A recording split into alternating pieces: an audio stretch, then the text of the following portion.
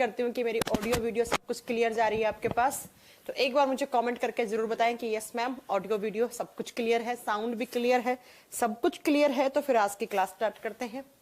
और अगर मैं बात करूं, आप लोगों को मालूम होगा कोरोना का एक नया म्यूटेंट बहुत तेजी से फैल रहा है।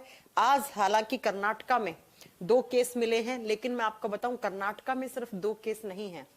आप यकीन मानिए, दिल्ली एयरपोर्ट पर ये 2 नॉन बंदे हैं जो दिल्ली एयरपोर्ट पर हैं, तो वो लोग बताते हैं कि हर दिन कम से कम 15 से 20 केसेस तो दिल्ली एयरपोर्ट पे मिल रहे हैं। ये लोग छुपा रहे हैं, वो बात अलग है इन चीजों को, लेकिन बेटा ये बहुत खतरनाक म्यूटेंट हुआ है इस बार वायरस का, जिसको हम ओमनिकॉन नाम से भी जान रहे हैं। और ऐसा माना जा रहा है कि ये जो म्यूटेंट है, अभी तक जितने भी म्यूटेंट आए थे alpha beta delta corona virus के, उनमें सबसे ज्यादा खतरनाक, उनसे 6 गुना ज्यादा खतरनाक है ये। तो थोड़ा सा बेटा आप लोगों को ध्यान रखना है। मैंने आपको लास्ट ईयर भी कहा था ये कोरोना अभी जाने वाला नहीं है, क्योंकि कोरोना वायरस एक आरएनए वायरस है और आरएनए वायरस में बहुत जल्दी म्यूटेशन हो जाता है। कभी भी इसमें म्यूटेशन हो सकता है, किसी भी समय इसका एक नया वेरिएंट आ सकता है। और आप देखिए ना, आपके सामने हो भी चुका है, ऐसा आ भी चुका है। इसलिए मैं कह रही हूं कि ये मत सोचिएगा कि कोविड चला गया है, और अपनी प्रिकॉशंस जरूर लीजिएगा। और बहुत खतरनाक वेरिएंट है, भगवान ना करे ये वेरिएंट इंडिया में इतने भयंकर तरीके से फैले कि फिर लास्ट ईयर वाली वही मार्च अप्रैल वाली सिचुएशन हम वापस नहीं देखना चाह रहे हैं। इसलिए स्पेशली अपने घर में, आपके घर में जो बुजुर्ग लोग हैं, उनका इम्यून सिस्टम का बहुत ध्यान रखिएगा, क्योंकि अगर आपका इम्यून सिस्टम सही होगा तो आप अच्छे से फाइट कर लोगे इस वायरस के म्यूटेंट से। और अभी तक तो इस पर यह भी नहीं पता है कि अगर आपने वैक्सीनेशन करवाया है, आपने भी करवाया होगा, मैंने भी करवा रखा वैक्सीनेशन, तो इस वैक्सीनेशन पर वो इफेक्टिव है या नहीं है। अभी तक तो ये भी नहीं बता पा रहे हैं डॉक्टर और साइंटिस्ट कि भाई इंडिया में जो हमारे वैक्सीन लगी हैं, चाहे कोविशील्ड हो, चाहे कोवैक्सीन हो, चाहे स्पुतनिक हो, तो इनमें वो असरदार करेगा, ये वैक्सीन असरदार करेंगी या नहीं करेंगी उस म्यूटेंट के खिलाफ। ये जो है, ये अपना एंटीबॉडीज, एंटीबॉडीज नो डाउट आपके बॉडी में बनी होंगी अगर आपने वैक्सीन लगवाया होगा, लेकिन वो एंटीबॉडीज इस म्यूटेंट के खिलाफ काम कर पाएंगी या नहीं कर पाएंगी। अगर ऐसा होता है कि वो काम कर पाएंगी, वो भी, उनका भी एक लाइफ स्पेन होगा। ये नहीं है कि वो एंटीबॉडीज, अगर आपने कोविड का वैक्सीन लगवा लिया तो जिंदगी भर आपके अंदर एंटीबॉडीज रहेंगी, नहीं, मैक्सिमम 60 दिन तक, 70 दिन तक, 80 दिन तक, 90 दिन तक वो एंटीबॉडीज रहेंगी। तो उसमें भी खतरा है। इसलिए प्लीज थोड़ा सा अपना ध्यान रखिए।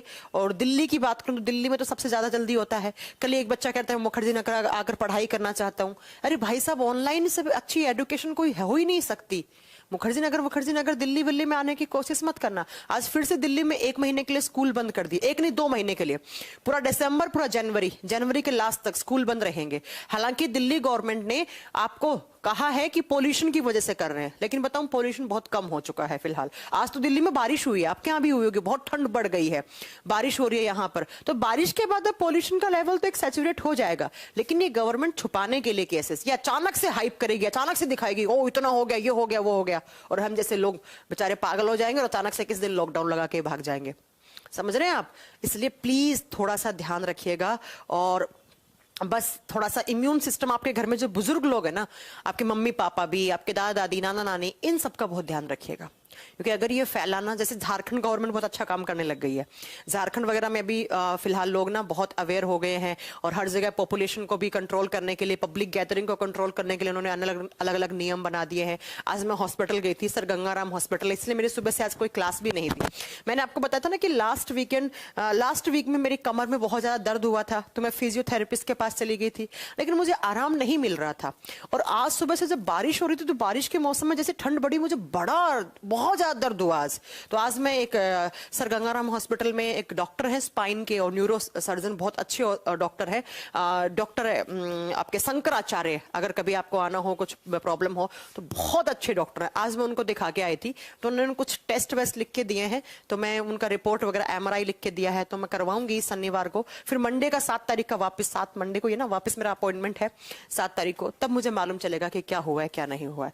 इसलिए मैंने आज सुबह से क्लास भी नहीं ली थी, बस आपके बैच में क्लास लेने आई हूँ, क्योंकि 1-1.5 घंटे पहले आई। हॉस्पिटल जाऊँ ना तो बेटा पूरा दिन लग जाता है, पूरा दिन लग जाता है। गई 11 बजे और आई हूँ 6:30-7 बजे आई हूँ, है ना। चलो फिर ध्यान रखना। और दिल्ली में बिहार के बहुत लोग हैं, बिल्कुल सही बात कह रहे हैं आप, तो थोड़ा सा बहुत ध्यान रखने की जरूरत है बेटा, क्योंकि ये वाला म्यूटेंट ना ही तो वैक्सीन असर होगा, और फिर वही हालत ना हो जाए। बड़ा डर लग रहा है पता है। कल 2-3 दिनों से जब से ये, हालांकि मैं इस पे एक वीडियो बनाने वाली हूँ, ओमनिकॉर म्यूटेंट कैसे आया है, क्या जेनेटिक वेरिएशन की वजह से आया, एक वीडियो बनाती हूँ मैं, जल्दी इस पे एक वीडियो भी बनाऊंगी, तो आप लोग उसमें भी थोड़ा सा आप लोगों को मालूम चलेगा। ठीक है, फिर अब आज की क्लास स्टार्ट करते हैं, है ना। बढ़िया घर पे रह के पढ़ाई करो, जिस भी टीचर का समझ में आता है उसको फॉलो करो। बहुत सारे ऑनलाइन प्लेटफॉर्म इतने बढ़िया बढ़िया बन गए हैं, कुछ जरूरत नहीं है दिल्ली विल्ली आने की, है ना। बढ़िया अपने घर पे रह के पढ़ाई कीजिए। मैं किसी बच्चे को सजेस्ट नहीं करती हूँ कि दिल्ली आकर आप लोग पढ़ाई करो, क्योंकि दिल्ली में बहुत बुरा हाल है अभी, और दिल्ली सेंटर में, दिल्ली में हर जगह के लोग हैं। तो अगर आप आए हैं दिल्ली तैयारी करने, जब आप ले जाएंगे कोविड को, तो आपके घर वाले भी आपके वजह से, आप समझिए, डेंजर में पहुंच जाएंगे। इसलिए प्लीज प्लीज थोड़ा ध्यान रखिए, और दिल्ली विल्ली आने की बिल्कुल कोशिश मत कीजिए, है ना। चलो, तो ये हो गई आपकी बात, थोड़ा सा मुझे बताना था आपको, थोड़ा ध्यान रखिए इन चीजों को। और अब स्टार्ट करते हैं हम आज की क्लास। तो लास्ट क्लास में हमने, बट मेरी नेट, आप पता नहीं क्या कह रहे हैं, समझ नहीं पाई हूं मैं आशीष जी। हम लास्ट क्लास में पढ़ रहे थे एक्सक्रीटरी सिस्टम। कल हमने क्या क्या पढ़ा कि भाई एक्सक्रीटरी सिस्टम होता क्या है, कितने एक्सक्रीटरी ऑर्गन होते हैं ह्यूमन बॉडी में, कितने टाइप का मेटाबॉलिक वेस्ट बनता है। देन एक्सक्रीटरी कंपाउंड्स के आधार पर हम लिविंग्स को 4 कैटेगरी में डिवाइड करते हैं, अमोनोटैलिक, यूरियोटैलिक, यूरिकोटैलिक एंड गुआनोटैलिक। उनके एग्जाम्पल आपको याद रखने हैं। अब आज हमें कैसे, आज आपको कैसे पता लगेगा, तो अब आज हम क्या पढ़ने वाले हैं। तो कल की क्लास में मैंने कहा था कि ह्यूमन बॉडी में अगर हम मेन एक्सक्रीटरी ऑर्गन मांगते हैं तो वो किसको मानते हैं, वो मानते हैं किडनी को, हमारे गुर्दों को।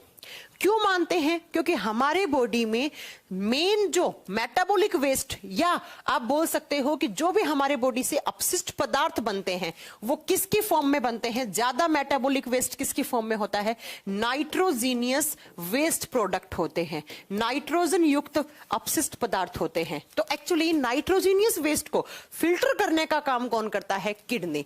इसलिए ह्यूमन बॉडी का मेन एक्सक्रीटरी ऑर्गन हम किसे मानते हैं, किडनी को, जिसे हिंदी में वृक्क या गुर्दे हम आम भाषा में बोलते हैं। फिर मैंने आपको कल की क्लास में बताया कि भाई किडनी की स्टडी को क्या कहा जाता है, किडनी की लोकेशन कहां होती है, और आज मैं आपको किडनी का शेप बताया था कि कुछ इस शेप की होती है। किडनी की शेप क्या होती है, बीन शेप या सोयाबीन शेप की। 2 किडनी होती है। किडनी कितनी होती है, 2 1 पेयर में होती है, ऐसे ऐसे 2 किडनी होती है। ये आपका लेफ्ट वाला हो गया, ये आपका राइट वाला किडनी हो गया। 2 किडनी है, लेफ्ट एंड राइट। बात करते हैं किडनी के वेट की, कि किडनी का वजन कितना होना चाहिए। तो किडनी का वेट होता है बच्चों अप्रोक्स 170 ग्राम ईच। एक किडनी का वजन 170 ग्राम है।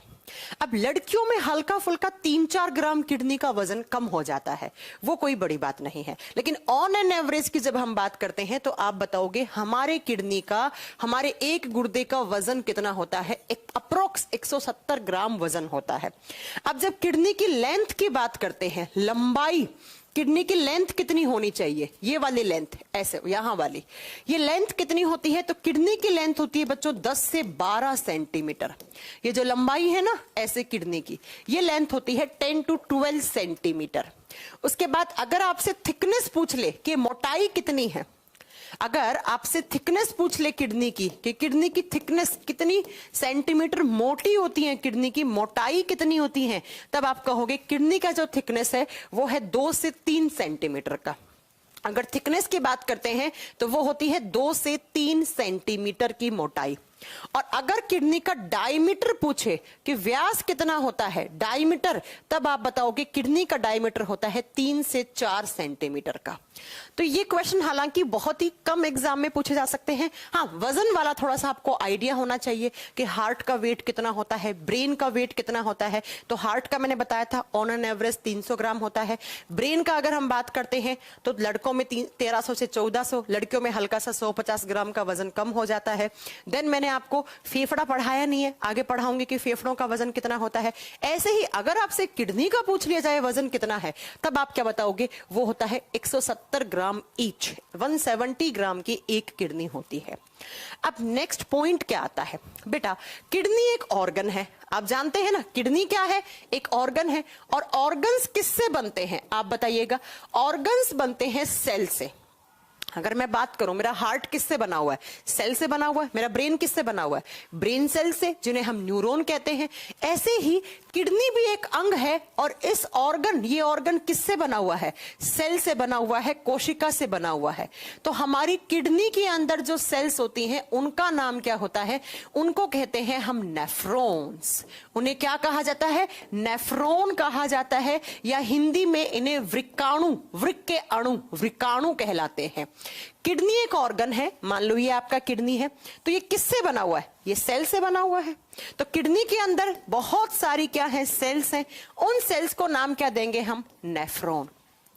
या मैं यूं कह दूं कि किडनी का यूनिट क्या है, या मैं यूं कह दूं कि किडनी का यूनिट क्या है, इकाई क्या है, तब भी आप क्या बोलोगे? किडनी की सेल्स या किडनी की यूनिट, इकाई किसे माना जाएगा? जैसे लिविंग बॉडी की यूनिट, हमारे बॉडी की सबसे छोटी इकाई किसे बोलते हैं? सेल को। लेकिन अगर किडनी की सेल्स को बोलेंगे तो हम क्या बोलेंगे? आप बता दोगे नेफ्रॉन। तो हमारी किडनी का, जब आप किसी किडनी को आप कट करके उसे इलेक्ट्रॉन माइक्रोस्कोप के नीचे रखोगे तो आपको क्या बेटा? ऐसे बहुत सारे नेफ्रॉन दिखेंगे, बहुत सारे छोटी छोटी सेल्स दिखेंगी।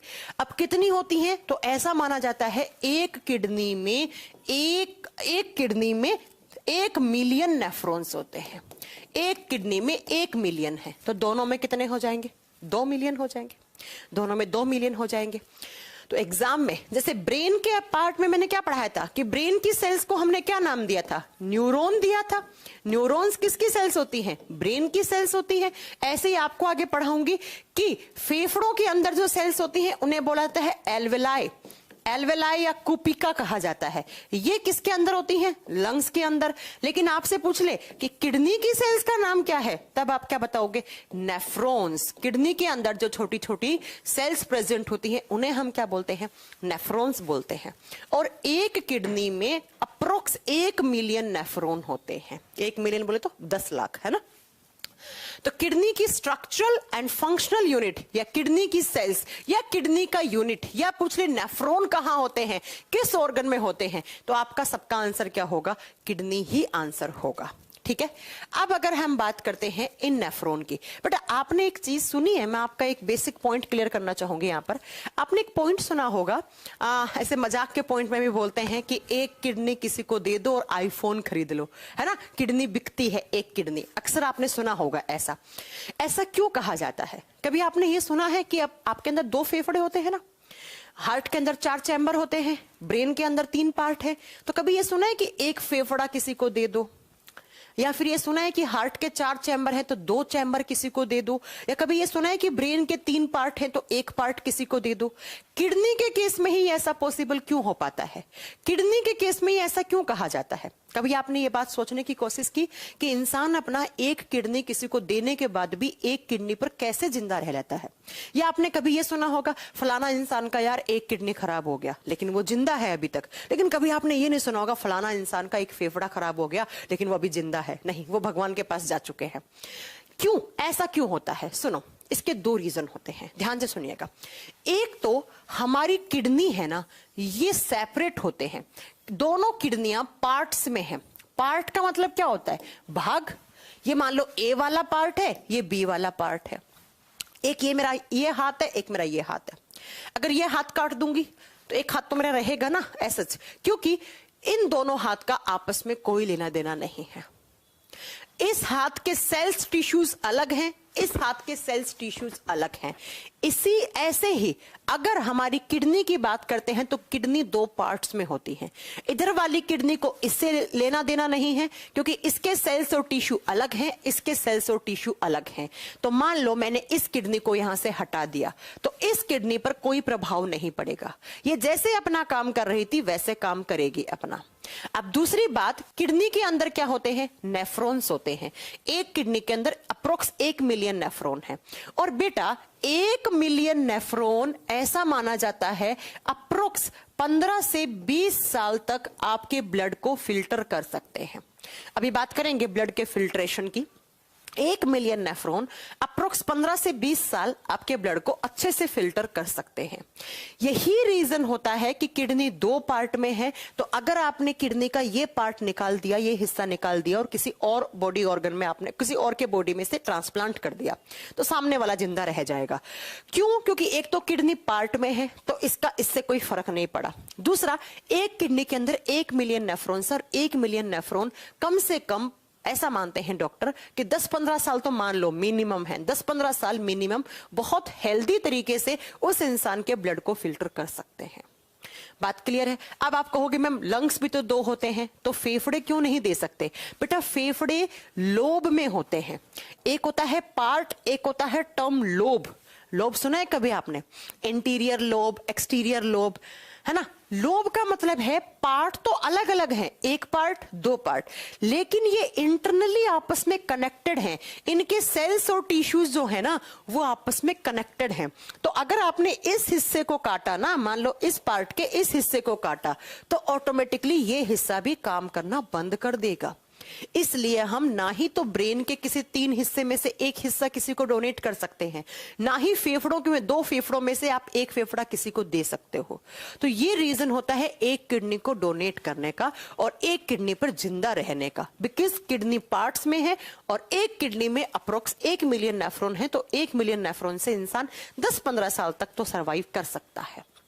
ठीक है, तो किडनी, अगर मैं किडनी का इमेज दिखाऊं तो ये रही आपकी किडनीज। तो इस किडनी के अंदर क्या है आप बताओगे? बहुत सारे नेफ्रॉन है। ये किडनी कुछ नहीं है, सेल्स का बना हुआ एक ऑर्गन है और इसके अंदर जो सेल्स है उनका नाम क्या देंगे हम? नेफ्रॉन्स। उसे क्या बोलेंगे हम? नेफ्रॉन्स बोलेंगे। ठीक है, अब हम अगर बात करते हैं नेक्स्ट पॉइंट की, किडनी का फंक्शन क्या होता है। अगर मैं आप लोगों से पूछूं, मैंने बता दिया किडनी कहां होता है, वेट क्या होता है, कैसा दिखेगा, 2 किडनी होती है, इनके अंदर सेल्स होती हैं, लेकिन अगर मैं आऊं कि किडनी क्या काम करते हैं, गुर्दों का क्या काम होता है, आप में से कोई बच्चा मुझे बता सकता है कि what is the exact function of kidney? Kidney का काम क्या होता है, मुझे ये बताइए। हाँ जी, किडनी का काम क्या होता है ये बताइए। नहीं बेटा, केमिस्ट्री का क्लास नहीं हुआ था, मैंने कहा ना आज सुबह से मैं थोड़ा बिजी थी हॉस्पिटल वगैरह में, कल से केमिस्ट्री की क्लास वापस आपके कंटिन्यू होंगी। चलो, अगर मैं बात करती हूं किडनी की कि किडनी का काम क्या होता है, तो सुनो ध्यान से। किडनी का काम होता है ब्लड फिल्ट्रेशन का। किडनी का काम होता है ब्लड फिल्ट्रेशन का। ये ध्यान से सुनना, बहुत सारे बच्चे इस पॉइंट में बहुत कंफ्यूज रहते हैं कि प्यूरिफिकेशन एंड फिल्ट्रेशन 2 टर्म होते हैं, इनमें अक्सर बच्चा कंफ्यूज रहता है। ठीक है, हाँ मैं बताऊंगी 24 घंटे में किडनी कितना ब्लड को फिल्टर करता है, ये सब बताऊंगी, तुम लोग चिंता नहीं करो। ठीक है शिव जी, हम सब बताएंगे, थोड़ा रुक जाइए आप। किडनी का काम होता है रक्त को छानना, ब्लड का फिल्ट्रेशन। अब ब्लड का छानने का मतलब क्या है? क्यों छाना आपने ब्लड को? क्या हो जाएगा अगर ब्लड को फिल्टर नहीं करेंगे तो? जैसे आपने चाय बनाई, चाय बनाकर आप क्या करते हो? छानते हो छलनी से। तो चाय पत्ती या उसके अंदर आपने अदरक डाला है, तुलसी के पत्ते डाले हैं, तो वो सब छलनी के अंदर रह जाते हैं और चाय छन के नीचे आपके जिस भी बर्तन में आप डालते हो उस बर्तन में आ जाती है। ठीक उसी तरीके से हमारी किडनीज काम करती हैं। किडनी का काम होता है फिल्ट्रेशन, या एक टर्म सुनोगे अल्ट्रा फिल्ट्रेशन, उस पर बात करेंगे थोड़ी देर के बाद।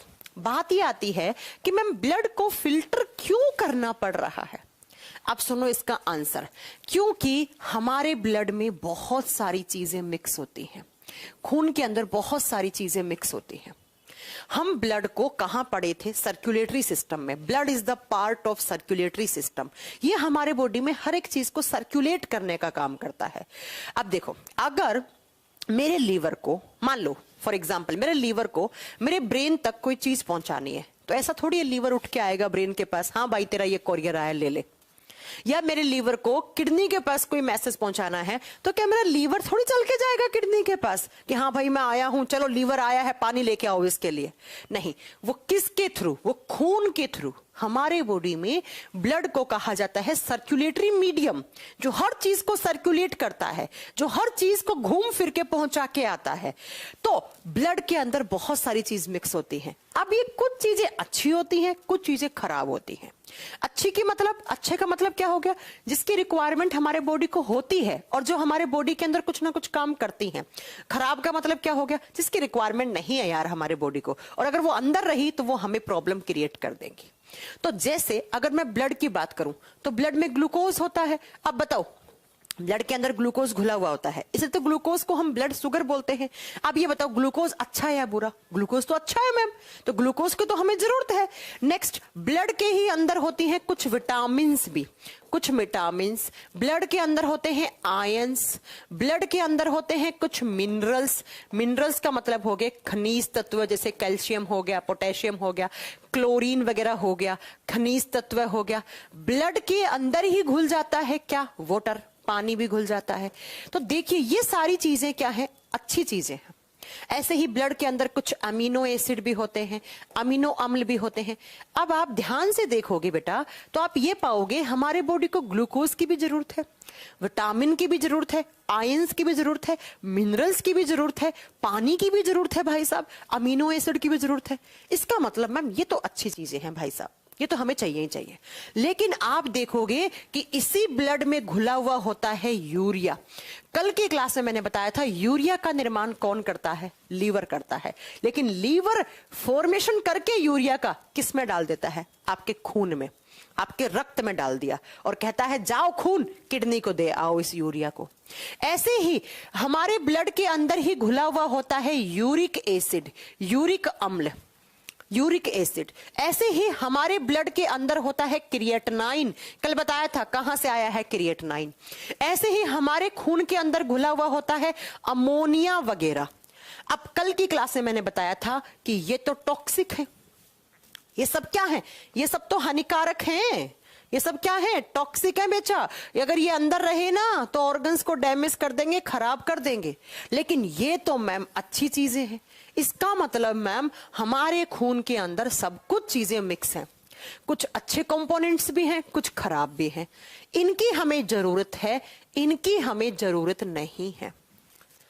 तो खून बेचारा सबको लेकर घूमता है। अब ये सारी चीजें खून के द्वारा, खून इज ए मीडियम, खून जाता है किसके पास? इन सबको लेकर हमारे किडनी के पास जाता है। अब किडनी कहता है कि भाई ये तो, किडनी के ऊपर प्रेशर होता है सारे ऑर्गन्स का कि ये तो हमें वापस चाहिए, किडनी ध्यान रखना ये सब हमें वापस चाहिए। लेकिन ये नहीं चाहिए तो किडनी क्या करेगा? इस ब्लड को, ये जो ब्लड आया है, खून आया है, इस खून का क्या करेगा? फिल्ट्रेशन करेगा।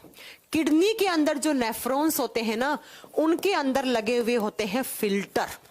जैसे हमारे घरों में पानी छानने वाला फिल्टर, पानी वाला आरओ लगा हुआ होता है, उसके अंदर मेम्ब्रेन्स लगी हुई होती है फिल्टर की, तो कचरा वचरा आता है वो मेम्ब्रेन्स अपने पास रोक लेती हैं।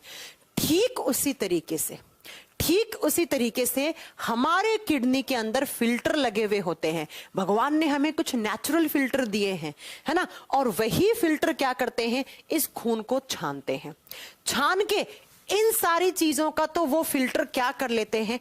एब्जॉर्प्शन करवा देंगे, इन सब का तो अवशोषण करवा देंगे। लेकिन ये थोड़ी चाहिए, इन सबको फिर वो फिल्टर क्या करेगा?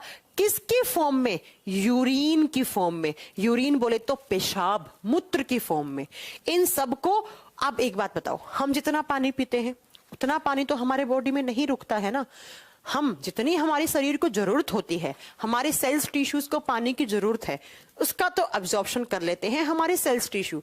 जो ज्यादा मात्रा का पानी है इसमें से कुछ पसीने की फॉर्म में निकल गया और बाकी का किसकी फॉर्म में? यूरिन, पेशाब की फॉर्म में बाहर निकल जाता है। तो किडनी क्या करता है? इन सबको छानता है और इन सबके साथ में कुछ पानी का मतलब है जिस पानी का अब्जॉर्प्शन नहीं हो पाया, और इन सबको, ये सब मिला पानी के साथ तो क्या बन गया? यूरिन बन गया, पेशाब बन गया। और यूरिन की फॉर्म में फिर इस यूरिन को आउट करवा देता है कौन? किडनी। और इसी प्रोसेस को कहा जाता है ब्लड फिल्ट्रेशन। शायद आपको समझ में आ गया होगा कि किडनी का फंक्शन क्या है? ब्लड को फिल्टर करना। क्यों फिल्टर करना?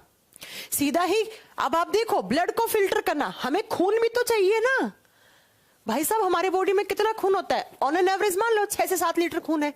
तो खून थोड़ी हम पेशाब की फॉर्म में बाहर निकाल देंगे, खून भी चाहिए हमें, क्योंकि खून तो ऑक्सीजन को ट्रांसपोर्ट करता है, खून ग्लूकोज को, आयंस को, विटामिन को, इन सबको लेके घूमता है, तो खून भी तो चाहिए आपको।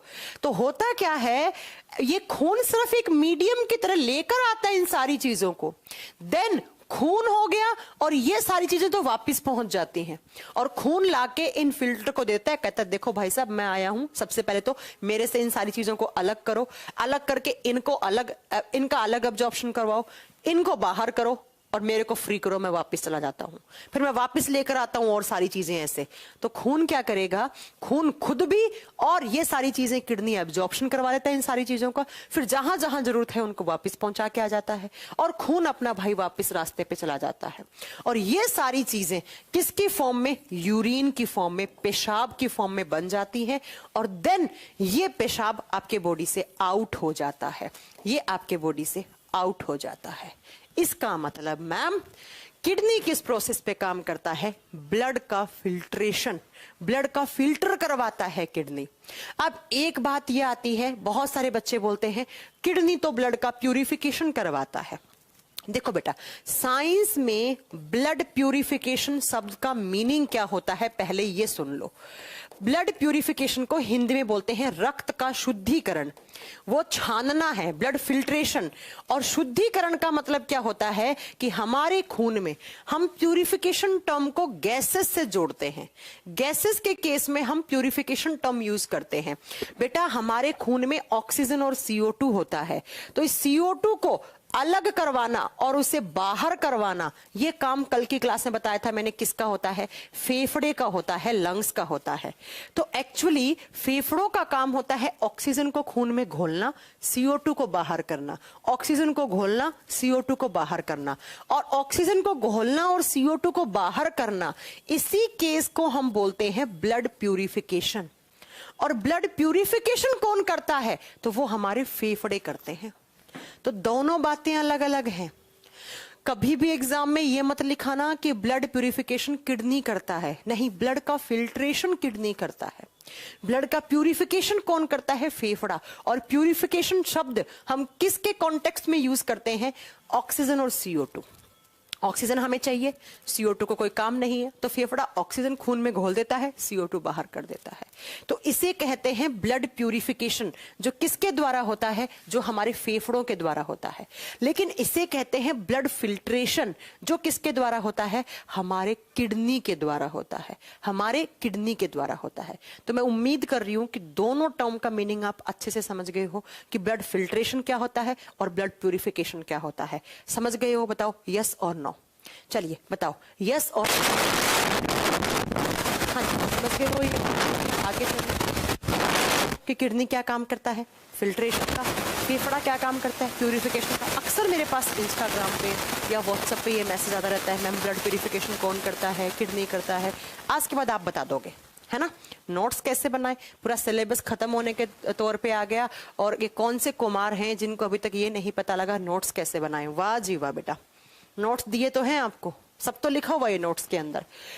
अब हम क्या बात करेंगे, सुनो, मैंने कह दिया। अगर मैं आपको ये भी तो कह सकती हूं कि किडनी का फंक्शन क्या है। आपने अगर पूछा कि किडनी का फंक्शन क्या है, तो या तो क्या आएगा किडनी का फंक्शन, ब्लड फिल्ट्रेशन होगा ऑप्शन में, रक्त को छानना, रक्त का फिल्ट्रेशन करना, खून को छानना। क्यों छानना, तो आपको आंसर मिल गया है कि क्यों छानना। या फिर मैं ये कह दूं कि खून को छानकर किसका निर्माण करना, यूरिन का फॉर्मेशन करना, यूरिन का निर्माण करना। पेशाब का, मूत्र का निर्माण कौन करता है, किडनी करता है, किडनी करता है। फिर इसी यूरिन को आउट करवाया जाता है ह्यूमन बॉडी से, हमारे शरीर से, फिर इसी यूरिन को बाहर कर दिया जाता है। कैसे करते हैं, एक छोटा सा डायग्राम बना के बताती हूँ, बहुत अच्छे से आपको समझ में आएगा। मैंने कहा किडनी का या तो ब्लड फिल्ट्रेशन मान लो या यूरिन का फॉर्मेशन करना। अब किस तरीके से, मान लो क्या ऐसे ही होता है, ये आपका एक किडनी है, ये आपका दूसरा किडनी है, ये आपका राइट किडनी है, क्योंकि हमेशा साइंस में ये वाला डायरेक्शन राइट लेते हैं। इसे लिख दो राइट किडनी, दायां गुर्दा, राइट किडनी या दायां वृक्क, और इसे लिख दो लेफ्ट किडनी, लेफ्ट किडनी। अब इन दोनों किडनी के अंदर खून आता है, ऐसा तो है नहीं एक में ही आएगा, दोनों में खून आ रहा है। किडनी के अंदर क्या होते हैं, बहुत सारे नेफ्रॉन हैं। किडनी के अंदर क्या है, इस तरीके से मैम बहुत सारे नेफ्रॉन हैं। तो इस किडनी के पास ऐसे मान लो खून आया, ये खून आ रहा है, इधर से इसमें खून आ रहा है बहुत सारा। अब किडनी का काम क्या है? ब्लड को फिल्टर करना। तो यहां पर अंदर कहीं ना कहीं इस ब्लड का फिल्ट्रेशन हो रहा होगा, अंदर ऐसे ब्लड का फिल्ट्रेशन हो रहा है। कैसे होगा मैं सब बताऊंगी। अभी फिलहाल मैं आपको एक आइडिया दे रही हूं कि किस तरीके से होता है ब्लड का फिल्ट्रेशन किडनी में, मैं ये बता रही हूं आपको, ठीक है। तो किस तरीके से होता है सुनो। दोनों किडनी में खून आया, खून उन सारी चीजों को लेकर आया, कुछ अच्छी चीजें हैं कुछ खराब चीजें हैं, सबको लेकर आया खून किडनी के पास। अब किडनी के पास लाके छोड़ दिया। किडनी ने क्या किया? अच्छी चीजें अलग कर दी, बुरी चीजें अलग कर दी, खून को अलग किया, वापस भेज दिया अपने रास्ते से। अब सिर्फ और सिर्फ इस किडनी से नीचे की तरफ छनके आता है बेटा आपका पेशाब, यूरिन छनके आता है इस तरीके से। कहां पर? ये मेरी पीछे दोनों किडनियों में दिन रात ब्लड फिल्टर हो रहा है। ब्लड फिल्टर होकर खून वगैरह खून हो और चीजें इसकी रिक्वायरमेंट है हमारे बॉडी को, जैसे glucose, amino acid, sodium chloride, ions, minerals etcetera etcetera, वो सब किडनी के अंदर एब्जॉर्ब हो जाते हैं, उनका अवशोषण हो जाता है। नीचे की तरफ छन छन के आता है किडनियों से क्या? यूरिन, पेशाब। तो यहां पर दोनों किडनी, अब किडनी से पीछे की तरफ ऐसे यहां पर आती हैं आपकी दो डक्ट, दो नलिकाएं आती हैं। नलियां होती हैं इस तरीके से और इन नलियों को नाम दिया जाता है यूरेटर। कभी आपने सुना है फलाना इंसान के? साउंड क्लियर नहीं है, अच्छा शायद वो हिल रहा होगा माइक। अभी ठीक है साउंड? अब ठीक है साउंड? हाँ जी साउंड ठीक है। वो शायद ना हिल रहा होगा माइक। चलो मैं आप स्टेबल रखती हूँ इसको। सुनो कि क्या हुआ, आपके पीछे की तरफ किडनी है, मैं वापस रिपीट करती हूँ। इन दोनों किडनियों में ब्लड फिल्टर हो रहा है दिन रात। फिल्टर होने के बाद इन किडनियों से नीचे की तरफ छन रहा है क्या? यूरिन, पेशाब। छन के एक नली ऐसे पीछे से यहां आती है, एक नली पीछे से यहां आती है और इन नलियों को कहते हैं हम यूरेटर डक्ट। इन्हें कहा जाता है यूरेटर डक्ट। वो नलियां जो यूरिन को लाती हैं, किडनी से लेकर कहां पर लेकर आती हैं? हिंदी में बोलते हैं मूत्र वाहिकाएं। आपने कभी सुना है फलाना इंसान के यूरेटर में यार स्टोन हो गया है, पथरी हो गई है? शायद आपने सुना होगा। और इन नलियों से होता हुआ यूरिन नीचे की तरफ आता है और यहां होता है आपका यूरिनरी ब्लैडर। ब्लैडर है ये, इसे बोलते हैं यूरिनरी ब्लैडर और हिंदी में इसे कहा जाता है मूत्राशय। मूत्राशय। और इसके अंदर क्या होता है? कुछ टेम्परेरी टाइम के लिए यहां पर यूरिन स्टोर होता है और बाद में यहां पर आपका होता है यूरेथ्रा वाला पार्ट। यूरेथ्रा को बोलते हैं मूत्र मार्ग, वो मार्ग जहां से मूत्र को बाहर किया जाता है और यहां से फिर खून में से जो छन के यूरिन आया है उसे हमारे बॉडी से बाहर कर दिया जाता है। मैंने क्या कहा? यहां पीछे की तरफ किडनी, दिन रात वो ब्लड को फिल्टर कर रही हैं। कैसे कर रही हैं सब समझ में आएगा। करने के बाद सारे के सारा यूरिन यहां से दो नलियां होती हैं, एक राइट हैंड साइड में जो राइट किडनी से लेकर आते हैं यूरिन को, एक लेफ्ट हैंड साइड में जो लेफ्ट किडनी से यूरिन को लेकर आती हैं और लाकर फिर आपके ब्लैडर तक लाकर छोड़ देती हैं यूरिन को। देन ब्लैडर ऐसे कंप्रेस करता है, जब वो भर जाता है यूरिन से तो यूरेथ्रा वाले पार्ट से आप यूरिन रिमूव कर देते हो, वॉशरूम जाते हो आप। ऐसे ही इमेज मैं आपको दिखाती हूं, आप शायद अच्छे से समझ पाओगे।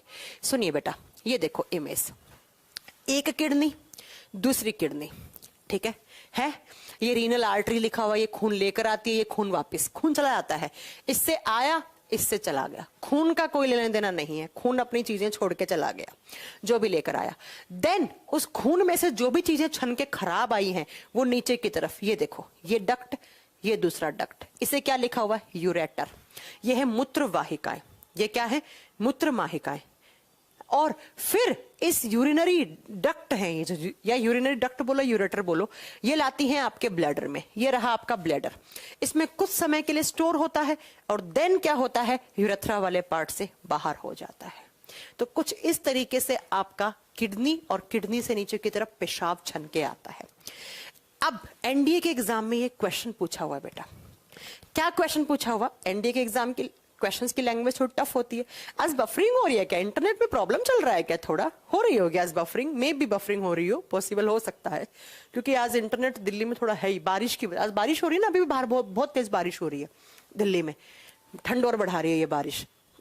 सुनो, एनडीए के एग्जाम में क्या क्वेश्चन आया, आप लोग आंसर करोगे इसका। एनडीए के एग्जाम में क्वेश्चन आया कि pathway of urine, what is the pathway of urine, जो यूरिन आता है उसका रास्ता क्या है, पेशाब का रास्ता कैसे, किस तरीके से आता है पेशाब का रास्ता। अब आप बताओ, सबसे पहले यूरिन कहां से छना, किडनी से। तो एक नंबर पे आप क्या लिखोगे, नंबरिंग कर देना ऐसे कि सबसे पहले किडनी से ब्लड फिल्टर होके यूरिन बना, और नेक्स्ट उसके बाद कहां गया यूरिन, यूरेटर में गया। 2 नंबर पे कहां गया, यूरेटर में, और फिर कहां गया, यूरिनरी ब्लैडर में गया है। क्या लिख दोगे इसे, यूरिनरी ब्लैडर, हिंदी में लिखोगे मूत्राशय, और लास्ट में कहां से रिमूव कर देते हो, यूरेथ्रा वाले पार्ट से। तो इस तरीके से आपके किडनी से जो ब्लड आता है उसका पाथवे होता है, उसका रास्ता होता है। तो सबसे पहले 1 नंबर पे किडनी ने ब्लड को फिल्टर करके यूरिन नीचे की तरफ डाल दिया, किसमें, डक्ट में। तो 2 नंबर पे ये डक्ट आ गई, 3 नंबर पे ये ब्लैडर हो गया, और 4 नंबर पे यूरेथ्रा वाले पार्ट से क्या हो गया, यूरिन आउट हो गया। ये एनडीए का इस साल से पिछली साल जो एग्जाम हुआ था उसमें क्वेश्चन आया थे। अब उसमें 4 थे ऑप्शन, किसी में 1 नंबर पे यूरेटर कर दिया, 2 नंबर पे किडनी कर दिया, तो क्या ऊपर की तरफ थोड़ा जाएगा यूरिन, तो गलत हो जाएगा वो। सबसे पहले किडनी, देन यूरेटर, देन कहां, यूरिनरी ब्लैडर, और फिर यूरेथ्रा वाले पार्ट से आप रिमूव कर देते हैं। ये हो गया किडनी से आने का रास्ता और हमारे बॉडी से बाहर निकलने का, किसका, यूरिन का। शायद आपको समझ में आ गया होगा कि किडनी का फंक्शन क्या है, ब्लड का फिल्टर करना। क्यों करना पड़ा, क्योंकि खून के अंदर बहुत सारी टॉक्सिक चीजें होती हैं जिन्हें आपको बाहर करना होता है। किसके थ्रू बाहर होंगी, यूरिन के थ्रू, ठीक है। और फिर ये यूरिन कैसे जाएगा, तो इस तरीके से जाएगा, ठीक है। अब चलते हैं नेक्स्ट। अब बात आती है, मैम आपने रास्ता बता दिया कि किस तरीके से यूरिन ऐसे बाहर जाता है, बात समझ में आ गई। लेकिन मैम किस तरीके से फिल्टर होता है, किस तरीके से खून में से, मैम आज कुछ समझ नहीं आ रहा है, बफरिंग की वजह से। क्या ज्यादा बफरिंग हो रही है क्या बेटा, एक बार मैं देखती हूँ खिड़की खोल के, बारिश ज्यादा हो रही है क्या। बारिश तो हो रही है बाहर, बारिश तो हो रही है, ज्यादा बफरिंग हो रही है कि आपको कुछ समझ ही नहीं आ रहा है बफरिंग की वजह से, ऐसा भी है क्या। मैम बिहार एसआई में 12th लेवल का साइंस बोला है, तो मैं 12th लेवल का ही करवा रही हूं, क्यों इतना तुम टेंशन ले रहे हो। हाँ, ज्यादा तो कोई बफरिंग नहीं है। पंकज कुमार कह रहे हैं कौन सा किडनी बड़ा होता है। पंकज, कोई किडनी बड़ा नहीं होता है, एक किडनी थोड़ा सा ऊपर होता है, ये आप कह सकते हो, बड़ा कोई नहीं होता है। आप इस डायग्राम में भी देख रहे होंगे, एक थोड़ा सा ये ऊपर नहीं दे रखा आपको ऐसे, ये थोड़ा सा नीचे है, बाकी कोई भी बड़ा, वो कोई वजन में कोई ज्यादा बड़ा नहीं होता है, ठीक है। चलो अब सुनो, क्या अब हमें पढ़ना है कि मैम आपने ये बता दिया किडनी का फंक्शन क्या है, लेकिन किस तरीके से किडनी ब्लड को फिल्टर करता है वो जानना है। अब अगर मैं बोलूं कि किडनी का काम ब्लड फिल्ट्रेशन है, तो वो किडनी थोड़ी कर रहा है, किडनी की सेल्स कर रही हैं। अगर मैं ये कहूं, हाँ आपकी तरफ से नेट प्रॉब्लम हो सकती है, लेकिन यहां नहीं है बेटा कोई भी। हाँ, बारिश तो हो रही है बाहर, लेकिन इंटरनेट बहुत बढ़िया स्पीड में आ रहा है, तीनों के तीनों सिग्नल जल रहे हैं इंटरनेट वाले अडेप्टर में।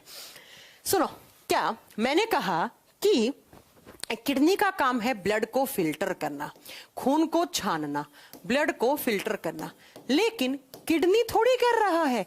किडनी के अंदर क्या है, सेल्स हैं बेटा, किडनी के अंदर क्या है, सेल्स हैं, वो काम कर रही हैं। मैं बोलूं मेरा फेफड़ा काम कर रहा है, तो भाई साहब फेफड़ा थोड़ी कर रहा है, फेफड़े के अंदर सेल्स हैं। फेफड़ा किसका बना हुआ है, सेल्स का। मैं कहूं मेरा दिमाग काम कर रहा है, दिमाग थोड़ी काम कर रहा है, दिमाग तो आपने एक टर्म दे दिया, एक शब्द दे दिया इसको, इस ऑर्गन की जो सेल्स है वो काम कर रही हैं। तो अगर मैं बात कर रहा हूं कि किडनी ब्लड को फिल्टर करता है, तो किडनी नहीं करता है, किडनी की सेल्स कर रही हैं। और किडनी की सेल्स को क्या नाम दिया हमने, नेफ्रॉन्स। इसका मतलब मैम आप कह रही हो कि किडनी ब्लड को फिल्टर करता है, तो क्यों ना हम ऐसे बोले कि किडनी के अंदर ब्लड नेफ्रॉन में फिल्टर होता है। तो ज्यादा अच्छा सेंटेंस क्या बनेगा, किडनी के अंदर नेफ्रॉन्स में ब्लड फिल्टर होता है। सही है बात, हाँ जी बिल्कुल सही बात है। और नेफ्रॉन्स कितने होते हैं, एक किडनी में 1 मिलियन नेफ्रॉन है। तो बेसिकली जो ब्लड छनता है, जो ब्लड का फिल्ट्रेशन होता है, वो कहां पे होता है, नेफ्रॉन में होता है। इसका मतलब हमें मैम एक नेफ्रॉन की स्ट्रक्चर पढ़नी चाहिए। जैसे एक नेफ्रॉन में ब्लड फिल्टर हो रहा होगा तो बाकी के 1 मिलियन नेफ्रॉन में एकदम वैसे ही हो रहा होगा। तो क्यों ना हम एक नेफ्रॉन की स्ट्रक्चर पढ़ ले। हमने एक नेफ्रॉन की स्ट्रक्चर पढ़ ले तो आप लिखोगे अब structure of one nephron. Structure of one nephron, एक नेफ्रॉन की संरचना। स्ट्रक्चर ऑफ वन नेफ्रॉन या नेफ्रॉन लिख लो, वन नेफ्रॉन ना लिखो तो हिंदी में लिखोगे एक नेफ्रॉन की संरचना या नेफ्रॉन की संरचना। अब भाई जैसा एक होगा वैसे ही तो सारे 2 के 2 मिलियन होंगे दोनों किडनियों में। अब एक नेफ्रॉन की स्ट्रक्चर, ये थोड़ा सा टफ लगेगा आपको, मैं पहले ही बता देती हूं, लेकिन टफ कुछ नहीं है। यहां पर कुछ टर्म्स आएंगे जो आपको बोलने में टफ लगेंगे, लिखने में टफ लगेंगे, लेकिन एग्जाम में वहां से क्वेश्चन आता है ना। आपके एग्जाम में वहां से क्वेश्चन आता है। थोड़े से नाम अजीब से अटपटे से हैं, लेकिन एग्जाम में वहां पे से स्ट्रक्चर से क्वेश्चन बन जाता है। लिखेंगे स्ट्रक्चर ऑफ वन नेफ्रॉन। आपने एक किडनी देखी, उस किडनी में से क्या करा, उस किडनी की एक सेल निकाली, इसका एक नेफ्रॉन निकाला, निकाल के इसे इलेक्ट्रॉन माइक्रोस्कोप के नीचे रखा तो कैसा दिखेगा, तो कुछ ऐसा दिखेगा, ऐसा। ये एक नेफ्रॉन है बेटा, या थोड़ा सा अच्छे, ये देखो ऐसा दिखेगा, दिख रहा है आपको, ऐसा नेफ्रॉन दिखेगा। अब यहां पर कुछ नाम्स हैं, ये नाम ही मेन है, Bowman's capsule, PCT, DCT, loop of Henle और collecting duct, afferent, efferent, glomerulus filter, ये कुछ नाम है। ये नाम याद कर लोगे तो काफी है आपके लिए एग्जाम के पॉइंट ऑफ व्यू से। ठीक है, चलो सुनो मैम, मैं आपसे पढ़कर बिहार भागलपुर में क्लास 10th के बच्चों को पढ़ाता हूं। अरे वाह पंकज, बहुत बढ़िया यार पंकज, बड़ा अच्छा कर रहे हो आप तो लाइफ में। अच्छा लग रहा है, अच्छा लग रहा है आपका सुन के। Thank you Pankaj, thank you. अच्छे से पढ़ाइए, बेस्ट ऑफ लक। कहीं कोई प्रॉब्लम हो तो मेरे से बात कीजिएगा, है ना। चलो सुनो, स्ट्रक्चर ऑफ वन नेफ्रॉन। एक नेफ्रॉन की स्ट्रक्चर कैसी होती है, तो ऐसी होती है। अब पहले मैं ना इसका डायग्राम बना रही हूं, फिर ये सारे नाम लिख रही हूं, फिर समझेंगे कैसे ब्लड फिल्टर होगा, फिर धीरे धीरे सारी चीजें समझेंगे। पहले आप लोगों के पास अगर पेन है तो मेरे साथ ड्रॉ करो ये कि किस तरीके से नेफ्रॉन की स्ट्रक्चर होती है, इसे बनाने की कोशिश कीजिएगा मेरे साथ, ठीक है। और जो बच्चे पढ़ा रहे हैं, बच्चों को पढ़ा रहा है, ट्यूशन व्यूशन पढ़ा रहा है, तो बेटा बच्चों को बनाना भी सिखाना पड़ेगा आपको नेफ्रॉन का डायग्राम, ठीक है। तो कुछ आपके नेफ्रॉन का डायग्राम ऐसा सा होता है।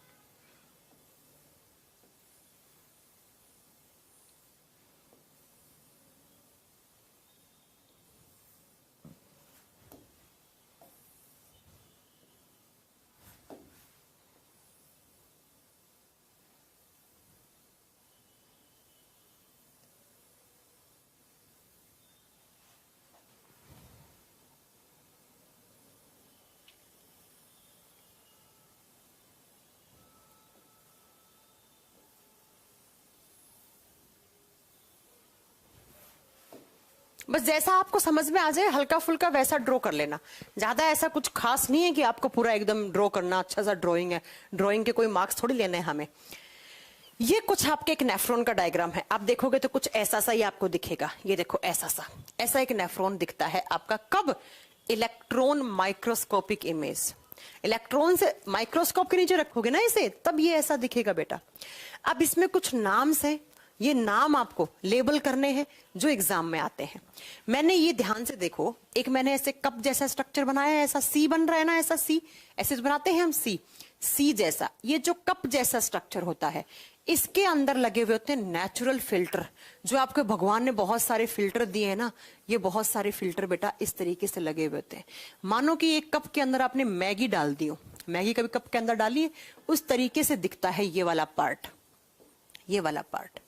और ये जो मैं बना रही हूं ना, ये होते हैं फिल्टर, जिनसे फिल्टर होता है एक्चुअली आपका ब्लड। और इन फिल्टर का नाम क्या होता है? इन फिल्टर का नाम होता है ग्लोमेरुलस फिल्टर। सारे नाम याद करने हैं। ग्लोमेरुलस फिल्टर, हिंदी में क्या लिखोगे? ग्लोमेरुलस गुच्छा, ग्लोमेरुलस का गुच्छा, का गुच्छा लिख दो या गुच्छा का गुच्छा। उसके बाद ये मैंने एक नली सी बनाई है, नली दिख रहा है पाइप से, इसे बोलते हैं एफरेंट आर्टरी। एफरेंट आर्टरी या आर्ट्रियोल लिखो, आर्ट्रियोल, हिंदी में कोई अलग नाम नहीं है बेटा। इसे दिखाना है, इसे कहा जाता है, अब ऊपर मैं ये हटा रही हूं, आप समझ जाना कि इस नेफ्रॉन की स्ट्रक्चर है, बोर्ड थोड़ा छोटा पड़ जाएगा वरना। इसे क्या कहा जाता है? इसे कहा जाता है इफरेंट आर्ट्रियोल। एक खून लेकर आती है, आर्ट्रियोल एक खून वापस बॉडी ऑर्गन्स के बीच में ले जाती है। ये जो सी जैसा, ये जो मैंने कप बनाया है, इसे बोलते हैं बोमेन्स कैप्सूल। इसे बोलते हैं बोमेन्स कैप्सूल, साइंटिस्ट का नाम है, बोमेन ने ये बताया था तो उसने अपने नाम, लोग मेरा नाम याद रखें, है ना, इस तरीके से। हिंदी में बोलते हैं बोमेन का संपुट। और इसे स्टार करना बेटा, अक्सर एग्जाम में क्वेश्चन आता है कि बोमेन्स कैप्सूल किस ऑर्गन का हिस्सा है, बताओ किस ऑर्गन में पढ़ रहे हैं? किडनी। कौन सी सेल्स में पाया जाता है? नेफ्रॉन। किस सिस्टम का हिस्सा है? Excretory system. ऐसे एग्जाम में क्वेश्चन आते हैं। नेक्स्ट, उसके बाद ये देखो मैंने एक झूले जैसी स्ट्रक्चर बनाई है ना, झूला। इस झूले को कहा जाता है लूप ऑफ हैनले। इसे क्या कहते हैं? Loop of Henle. Henle again scientist का नाम है, हिंदी में बोलते हैं हैनले का झूला, क्योंकि हैनले जी ने बताया था इसके बारे में। हैनले का झूला बता दिया, लिख दिया। ये जो लास्ट वाला एक पाइप सा बनाया, खड़ा सा पाइप बनाया है, इसे बोलते हैं कलेक्टिंग डक्ट। इसे बोलते हैं कलेक्टिंग डक्ट। हिंदी में कहा जाता है संग्रहित नलिका। संग्रहित नलिका हिंदी में कहा जाता है। उसके बाद ये थोड़ा सा कॉम्प्लिकेटेड है जो मैं आपको बताने वाली हूं, वो क्या है? ये वाला जो पार्ट है, इस पार्ट को कहा जाता है पीसीटी। कभी अगर आपने अपना किडनी का एमआरआई करवाया हो तो उसमें आता है कि इस हिस्से में आपको स्टोन हुआ है, तो अक्सर आता है किसी के पीसीटी में स्टोन हुआ है, किसी के डीसीटी में है। पीसीटी का फुल फॉर्म क्या होता है? Proximal convoluted tubule. Proximal convoluted tubule Hindi में पता है क्या बोलते हैं? आगे की तरफ घूमी हुई नलिका। आगे की तरफ घूमी हुई नलिका, नली है ये, आगे की तरफ घूमी हुई है। और ये जो है, इसको कहा जाता है, इस हिस्से को डीसीटी। और डीसीटी का मतलब होता है डिस्टल कन्वोलेटेड ट्यूब्यूल। पीछे की तरफ घूमी हुई नलिका, पीछे की तरफ घूमी हुई नलिका। क्योंकि ये नेफ्रॉन का आगे वाला हिस्सा है तो ये आगे की तरफ घूम गई, तो इसका नाम प्रोक्सिमल कन्वोलेटेड ट्यूब्यूल बन गया। ये नेफ्रॉन का पीछे वाला हिस्सा है तो इसे पीछे की तरफ घूमी हुई नलिका या नली नाम दे दिया। ठीक है, अब दो टर्म और याद रखना है आपको, बनाना है आपको ये इमेज। ठीक है, ये आपको बनाना है, आपको इमेज।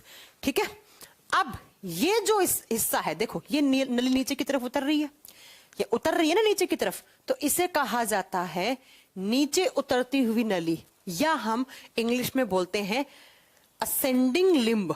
इसे क्या बोलेंगे इंग्लिश में? हम बोलेंगे, अच्छा घूमती हुई है ना तो वो डिसेंडिंग, उतरती हुई है ना तो उसको तो फिर असेंडिंग हो जाएगा ना इंग्लिश में। असेंडिंग डक्ट स्कूल में पढ़ते हैं ना, डिसेंडिंग ऑर्डर में लगाओ, असेंडिंग ऑर्डर में लगाओ। हिंदी में क्या बोलते हैं? अवरोही नलिका। और अवरोही का मतलब क्या होता है? नीचे की तरफ उतरती हुई, अवरोही नलिका। असेंडिंग लिम्ब, असेंडिंग लिम्ब लिख देना इसके आगे, LIMB, लिम्ब। हिंदी में बोलेंगे अवरोही नलिका। फिर ये हिस्सा ऊपर की तरफ चढ़ता हुआ है ना, तो इसे क्या कहा जाता है? कुछ यहां लिख रही हूं, इसे कहा जाता है डिसेंडिंग लिम्ब। इसे क्या बोलेंगे हम? Descending limb. और हिंदी में क्या बोलेंगे? आरोही नलिका। हिंदी में क्या बोलेंगे हम? आरोही नलिका। क्या कर दिया मैंने? नहीं नहीं नहीं, गलत लिख दिया, उल्टा हो गया ना यहां, प्लीज इसे सही करो। ये होगा ascending limb, not descending, ascending, ascending limb. और हिंदी में बोलेंगे इसे उतरती हुई या आरोही नली, आरोही नलिका। हिंदी एक बार चेक कर लेना, इसे बोलेंगे डिसेंडिंग लिम्ब। ये गलत हो गया थोड़ा सा, इसे बोलेंगे डिसेंडिंग लिम्ब। अब देख लेना, इंग्लिश तो मैंने सही लिखा है, हिंदी में आरोही, हिंदी में आप ऐसे भी लिख सकते हो, इसे उतरती हुई नलिका, ये ऊपर की तरफ चढ़ रही है तो चढ़ती हुई नलिका है। ठीक है, मैंने हिंदी भी उल्टा लिख दिया है क्या? असेंडिंग को आरोही बोलते हैं, सही है ना? असेंडिंग को आरोही, सही तो लिखा है। अब मैंने सही लिखा है। अब ये इतने सारे नाम हैं, थोड़े कंफ्यूजन सा हो रहा होगा, इतने नाम आपको याद करने पड़ेंगे। किस तरीके से, मैं एक बार फिर से बताती हूँ। अभी फंक्शन नहीं बताया मैंने इन सब का, फंक्शन कल की क्लास में आएगा, आज सारा पढ़ा दूंगी तो ऊपर से चला जाएगा। अभी सिर्फ सुनते जाइए किस तरीके से, कैसे। सुनो, सही लिखा हुआ होगा ना, डिसेंडिंग असेंडिंग सही लिखा ना? हाँ, असेंडिंग ऐसे ऊपर की तरफ घूमती हुई और ये नीचे की तरफ। चलो सुनो, अब ये एक डक्ट है, थोड़ा सा फंक्शन के साथ पढ़ाती हूं तो अच्छे से याद होगा। सुनो, ये एक डक्ट है, नली है इस तरीके से, इससे खून आ रहा है, खून अपने साथ सारी चीजों को लेकर आएगा, तो इसे बोलते हैं एफरेंट आर्ट्रियोल, जो खून लेकर आई है।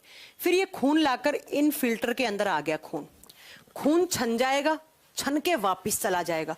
खून थोड़ी यूरिन की फॉर्म में बाहर करवाना है, नहीं ना, तो खून तो वापिस ऐसे चला जाएगा इफरेंट आर्ट्रियोल से। अब खून के अंदर जितनी भी सारी चीजें थी वो इन ब्लड से फिल्टर होते हुए नीचे की तरफ आएंगी। जब नीचे की तरफ आएंगी तो ये आगे की तरफ ऐसे घूमी हुई नली है ना, इसे बोलते हैं पीसीटी डक्ट। पीसीटी डक्ट भी लिख सकते हो आगे, पीसीटी नली। फुल फॉर्म होता है प्रोक्सिमल कन्वोलेटेड ट्यूब्यूल। बेटा एक होता है ट्यूब, एक ट्यूब का 1000वां हिस्सा, ट्यूब का 1000वां पार्ट ट्यूब्यूल कहलाता है। एक ट्यूब का 1000 टुकड़ा कर दो, उसका सबसे छोटा एक टुकड़ा होगा, उसे ट्यूब्यूल कहा जाता है। तो इसे बोलते हैं प्रोक्सिमल कन्वोलेटेड ट्यूब्यूल। ये हो गया आपका। फिर ये जो झूला सा बन रहा है इसे बोलते हैं लूप ऑफ हैनले। फिर अगला यही पीसीटी है, इसके दो हिस्से हैं। जब ये पीसीटी नीचे की तरफ उतर रही है तो इसे डिसेंडिंग लिम्ब बोलते हैं, अवरोही नलिका या उतरती हुई नलिका। जब ये पीसीटी ऊपर की तरफ जा रही है तो इसी का नाम पड़ता है असेंडिंग लिम्ब या चढ़ती हुई, ऊपर बढ़ते हुए क्रम में, और इसे बोलते हैं आरोही नलिका। फिर ये जो पीछे वाली नली है इसे बोलते हैं डीसीटी। डिस्टल का मतलब पीछे है, डिस्टल या डोर्सल का मतलब पीछे होता है यहाँ साइंस में। कन्वोलेटेड ट्यूब्यूल, पीछे की तरफ घूमी हुई नलिका। और लास्ट में जाकर यूरिन जहां स्टोर होता है, कलेक्ट करना, एकत्रित करना, किसी चीज को इकट्ठा करना, यूरिन को जो इकट्ठा हो जाता है यहां पर आकर, उसे कलेक्टिंग डक्ट या उसे संग्रहित नलिका कहा जाता है। ये सारे नाम आपको याद रखने हैं। हम बताएंगे ग्लोमेरुलस फिल्टर किसका बना हुआ है पंकज बेटा। इसके अंदर होती हैं बहुत सारी कैपिलरीज। एक बार मैंने बताया था जब आपको ब्लड में करवाया था कि 3 टाइप की नलियां होती हैं, आर्टरी, वेन्स एंड कैपिलरीज। ये कैपिलरीज का बना हुआ होता है, बताएंगे। अभी बताओ, इतने नाम में किसी को कंफ्यूजन है? सेम नाम यहां लिखे हुए, इस डायग्राम को आप अच्छे से, एनसीईआरटी का डायग्राम है, देख लो, दिखा हुआ है। एफरेंट आर्टरी इस तरीके से खुल रही है, इफरेंट आर्टरी इस तरीके से खून लेके जा रही है। इस फिल्टर को दिखा रखा है ग्लोमेरुलस फिल्टर। इसके अंदर लिखा हुआ कैपिलरीज नेटवर्क, क्योंकि कैपिलरीज का बना हुआ है। थोड़ा जूम करती हूँ बेटा, अच्छे से दिखाती हूँ, ठीक है? इतना जूम नहीं, इतना, ठीक है? ये एफरेंट आर्टरी बता दिया मैंने, खून लेके आती है, ये ले जा रही है। फिर ये जो फिल्टर लगे हुए हैं ऐसे, इनको ग्लोमेरुलस फिल्टर बोलते हैं। ये जो कप जैसा स्ट्रक्चर है इसे बोमेंस कैप्सूल बोलते हैं। फिर ये वाली नली है, इसे प्रोक्सिमल कन्वोलेटेड ट्यूब्यूल दिखा रखा है, पीसीटी, आगे की तरफ घूमी हुई नलिका। इसे क्या दिखा रखा है? लूप ऑफ हैनले, ये हैनले का लूप है ना? इसको क्या दिखा रखा है? DCT, distal convoluted tubule. और लास्ट में जाकर यहाँ यूरिन स्टोर हो रहा है, कलेक्टिंग डक्ट। फिर यहां से यूरिन नीचे की तरफ फ्लो हो रहा है, और नीचे कहां जाएगा? तो ये वाला इमेज देखो, कहां जाएगा? तो यहाँ पे ये किडनी है, इन किडनियों से छन के इसमें आएगा, फिर इसमें, इस तरीके से यूरिन इस डक्ट में आ जाएगा, है ना? इस तरीके से। तो ये एक नेफ्रॉन की स्ट्रक्चर है। ऐसे ही हमारे दोनों किडनी में मिलाकर टोटल कितने हो जाते हैं? एक किडनी में 1 मिलियन है तो दोनों में कितने हो जाएंगे? 2 मिलियन नेफ्रॉन है। अब आप सोच रहे होंगे ये तो बहुत बड़ा इमेज है। बेटा ये बहुत बड़ा नहीं है। एक किडनी 170 ग्राम का और एक किडनी में 1 मिलियन नेफ्रॉन, तो खुद से लगा लो कि कितना निकलेगा। 1 मिलियन फिर कितना बड़ा होना चाहिए? बेटा ये सिर्फ और सिर्फ आप बताओगे। ये जब बात करते हैं इसकी